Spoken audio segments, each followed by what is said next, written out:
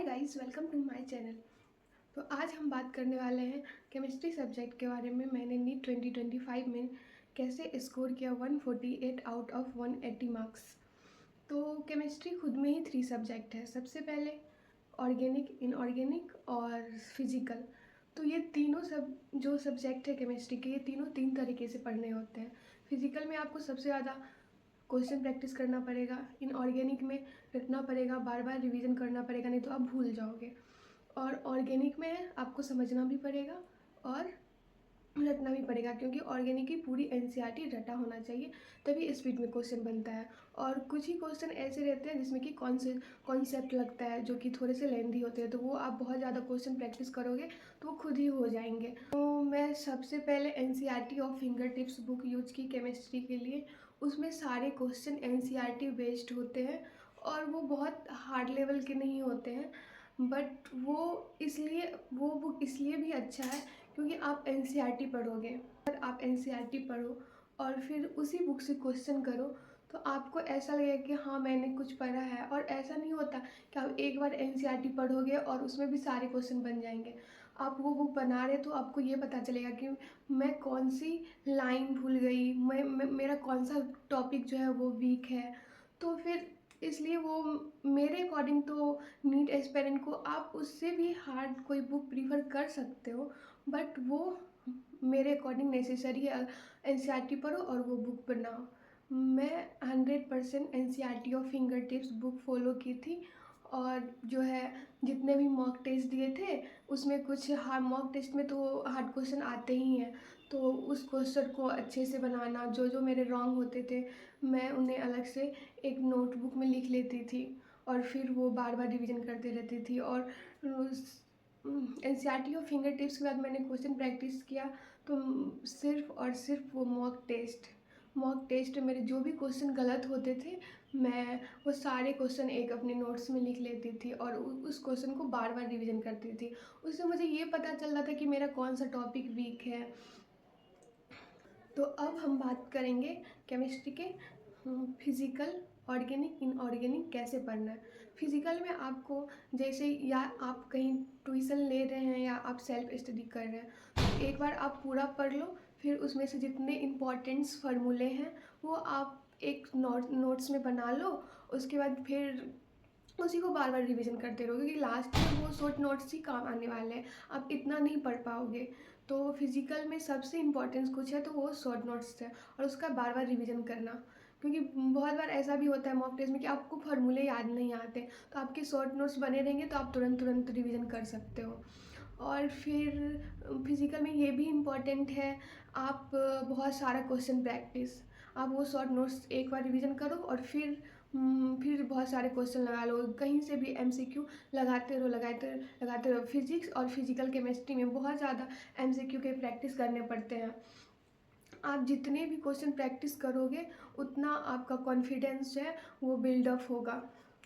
और फिर फिजिकल के लिए तो क्वेश्चन प्रैक्टिस और शॉर्ट नोट्स जो है वो नेसेसरी है। और एनसीईआरटी जो है आप एक दो बार पढ़ सकते हो, क्योंकि अब थ्योरी से भी बहुत ज़्यादा क्वेश्चन आने लगे हैं, बहुत सारा कॉन्सेप्ट यूज़ होता है थ्योरी से, तो आपको जो है एनसीईआरटी से भी एक दो बार रिवीजन कर लेना चाहिए। क्योंकि बहुत सारे ऐसे होते हैं फिजिकल में भी कि एनसीईआरटी से उठाया हुआ लाइन होता है और हम तभी वहाँ पे नहीं समझ पाते हैं, तो वो बहुत हेल्पफुल होता है। अगर आप पढ़े रहोगे तो वहाँ पे बहुत जल्दी क्वेश्चन बना पाओगे। और सेकेंड थिंग ये है कि क्वेश्चन प्रैक्टिस बहुत ज़्यादा फिजिकल के लिए कुछ है तो वो क्वेश्चन प्रैक्टिस है। आप जितना क्वेश्चन प्रैक्टिस करो उतना कॉन्फिडेंस होता है फिजिक्स और फिजिकल केमिस्ट्री के लिए। और बचा ऑर्गेनिक, तो ऑर्गेनिक में कॉन्सेप्ट होना बहुत इंपॉर्टेंट है। इस बार के एग्ज़ाम में अगर किसी के पास कॉन्सेप्ट नहीं होता तो वो ऑर्गेनिक के क्वेश्चन नहीं कर पाते, क्योंकि एक स्टेप में नहीं था, बहुत सारा स्टेप, मतलब एक लाइन में दिया हुआ था क्वेश्चन, लेकिन खुद के माइंड से ही सोचना था कि ये मतलब जैसे कि एक कीटोन वाला क्वेश्चन था, वो बहुत ही कॉन्सेप्चुअल था, बहुत ही कंट्रोवर्सी चल रहा था उस क्वेश्चन पे। मैं और अगर आपका कॉन्सेप्ट क्लियर रहेगा तो आप वो एक बार में क्वेश्चन सही कर लोगे, और मैं वो क्वेश्चन सही करके भी आई थी। और बात रहा इनऑर्गेनिक का, नहीं, ऑर्गेनिक में आप एनसीईआरटी और प्लस कॉन्सेप्ट दोनों इम्पोर्टेंट है, लेकिन आपको एनसीईआरटी भी रटा होना चाहिए, क्योंकि 2024 में सारा एनसीईआरटी बस लाइन बाय लाइन दिया हुआ था। तो हम ये नहीं सोच सकते कि सिर्फ कॉन्सेप्ट से ही पढ़ेंगे तो होगा। अगर आपका रटा हुआ रहता है तो बहुत जल्दी वो क्वेश्चन आप अटेम्प्ट करोगे। रटा हुआ क्वेश्चन जो रहता है तुरंत माइंड में आ जाता है, तो आप कॉन्सेप्ट तो सीखो ही, प्लस ऑर्गेनिक के जो है वो एनसीईआरटी भी आप पढ़ते जाओ, बार बार रिवीजन करो, क्योंकि उसमें भी इंटेक्स क्वेश्चन जो है वो बहुत इंपॉर्टेंट है। बहुत सारे क्वेश्चन नीट में आए हुए हैं, तो ऑर्गेनिक एनसीईआरटी बहुत ज़्यादा इंपॉर्टेंट है। बात रहा इनऑर्गेनिक का तो सिर्फ एनसीईआरटी। इस बार जो है इनऑर्गेनिक में बहुत लेंदी क्वेश्चन तो थे, लेकिन एनसीईआरटी से ही थे। बहुत सारे स्टेटमेंट उठा के ABC में से कौन सही है, या बहुत सारा मल्टीपल चॉइस क्वेश्चन आया हुआ था। तो इनऑर्गेनिक के लिए सबसे ज़्यादा कुछ इंपॉर्टेंट है तो वो एनसीईआरटी। आप बार बार रिवीजन करो। आपको ऐसा लग रहा होगा कि हम क्लास में पढ़ा देंगे उसके बाद हम फिर इनऑर्गेनिक शुरू करेंगे, नहीं। क्लास में जब होगा, लेकिन आप एनसीईआरटी से अभी से ही रिवीजन करो, क्योंकि टाइम बहुत जल्दी बीत जाता है। जब टेस्ट वाला जनवरी से जब टेस्ट शुरू हो जाते हैं तो फिर टाइम ही नहीं मिलता रिवीजन के। अभी आप कुछ शॉर्ट नोट्स बनाए हुए रहते हो या रिवीजन बहुत बार किए होते हो, तो तभी बहुत हेल्प मिलता है। तभी आपके मार्क्स में बहुत ज़्यादा इम्प्रूवमेंट भी आएगा। आप पहले से रिवीजन किए होगे, नहीं तो आपको तभी बहुत ज़्यादा प्रेशर पड़ जाएगा, टेस्ट भी देना पड़ेगा, सिलेबस जो कंप्लीट नहीं है वो भी करना पड़ेगा, और रिवीजन भी। और फिर इसलिए अभी से ही थोड़ा थोड़ा कुछ शॉर्ट नोट्स बनाओ और इनऑर्गेनिक पढ़ते रहो, बार बार पढ़ते रहो, भले ही क्लास में हो या नहीं हो, या आपके सिलेबस के अकॉर्डिंग। लेकिन कभी ऐसा होता है ना, कुछ पढ़ने का मन नहीं करता, तो आप बस एक इनऑर्गेनिक का ऐसे ही रीडिंग दे दो। आप एक बार देखे हुए रहोगे, फिर बार बार देखते रहो, उससे भी याद हो जाता है। तो इनऑर्गेनिक एकदम टिप पे होना चाहिए, लाइन बाय लाइन रटा हुआ। वो आपको बहुत हेल्पफुल, मतलब जब आप मॉक दोगे तब पता चलेगा कि कितना हेल्पफुल है ये। बहुत चीज़ नीट में ऐसा है कि जो हमें याद रहता है, भले ही हम कितना भी कॉन्सेप्ट पढ़ लें। नीट 2025 में कॉन्सेप्चुअल क्वेश्चन थे, बट उसमें ऐसा भी था कि मतलब आपको याद है कुछ, मतलब एनसीईआरटी से ही बहुत सारे लाइन उठा के दिए थे, और वो मतलब इतने थोड़े से लेंदी पेपर थे, बट थे वो एनसीईआरटी से ही। इनऑर्गेनिक तो मुझे सारा लगा कि वो एनसीईआरटी से ही थे, बट उसमें वो था कि बहुत सारे मल्टीपल चॉइस क्वेश्चन थे, मतलब ABC ऐसे करके बहुत सारे थे, इसलिए उसमें बहुत टाइम लग गया। मैं खुद पैनिक हो गई, पता नहीं क्या होगा। फिजिक्स मेरा बचा ही हुआ था।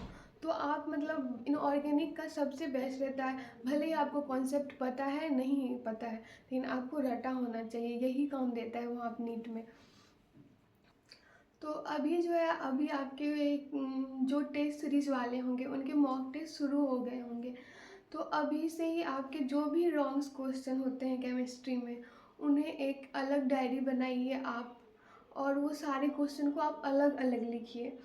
और जब भी आपको टाइम मिले उस क्वेश्चन का रिवीजन कर लीजिए। वो क्वेश्चन आप जब रिवीजन कर लेंगे ना, वो आपका वीक पॉइंट है।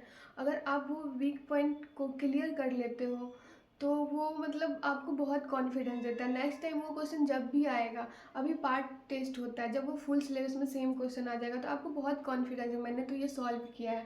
तो वो क्वेश्चन जो आपको जो भी रॉन्ग होते हैं या सिली मिस्टेक होते हैं, तो वो सारा आप लिख के मतलब किस रीज़न से गलत हुआ आप वो भी लिखो। उस क्वेश्चन की वजह से आप कोई कॉन्सेप्ट, उस क्वेश्चन का कॉन्सेप्ट नहीं है तो वो लिखो।